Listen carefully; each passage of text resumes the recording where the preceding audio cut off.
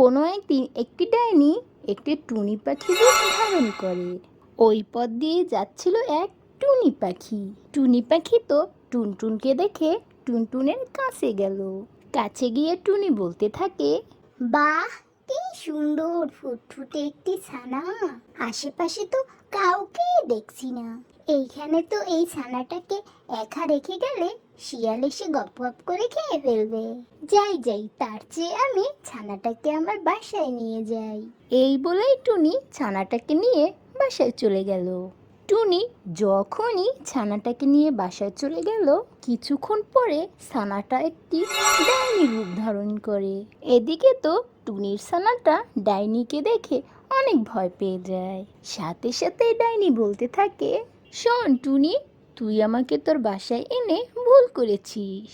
আমি তো একটি ডাইনি। আমি তো তোর ছানাকে আজকে খেয়ে ফেলবো। এই বলে ডাইনি গপ গপ করে ছানাটাকে খেয়ে ফেললো। এদিকে তো টুনি এসব দেখে হাউমাউ করে কাঁদতে থাকে। কিছুক্ষণ পরে ডাইনি টুনিকেও গপ গপ করে খেয়ে ফেলে।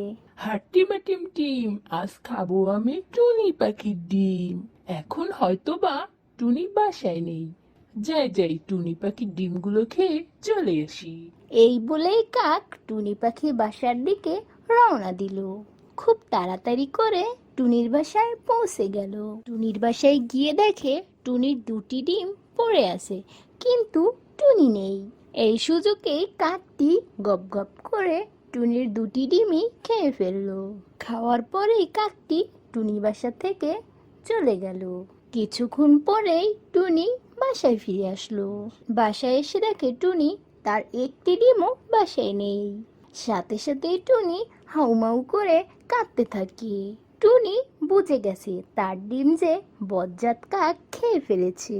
হ্যাঁ বন্ধুরা, ভিডিওটা যদি ভালো লেগে থাকে বেশি বেশি লাইক করে কমেন্ট করে সবসময় আমাদের পাশে পাশে থাকবেন। আল্লাহ হাফেজ।